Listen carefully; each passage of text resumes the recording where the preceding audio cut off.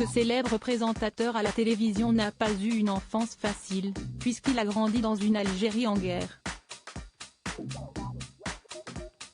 Là-bas, il était proche de son cousin, qui n'est autre que le célèbre Enrico Macias. Découvrez de qui il s'agit.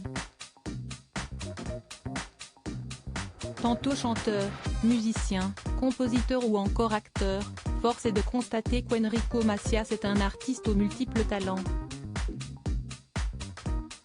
Nous sommes en 1963 quand le père de famille fait ses débuts dans le monde de la musique.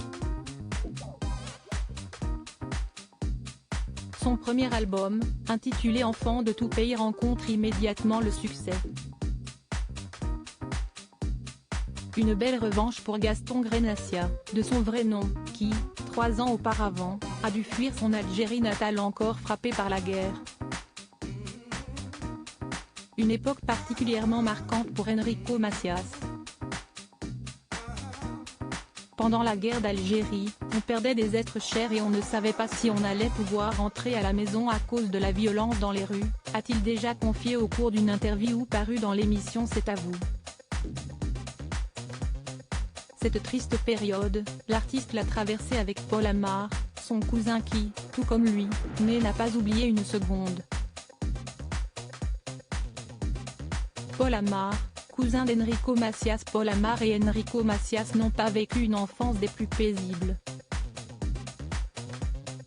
Si est du moins ce que l'ex-présentateur du JT d'Antenne 2 a confié en 2020 dans un entretien accordé à France Dimanche.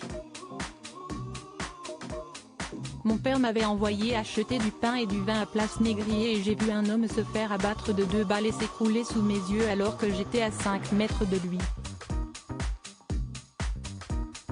Je n'avais que 10 ans, en voyant accourir mon cousin Gaston Grenacia, Enrico Macias, et son frère Jean-Claude, et en les entendant hurler de douleur, j'ai compris encore davantage ce qu'il se passait, a-t-il déclaré. Un moment qui restera gravé dans sa mémoire à tout jamais.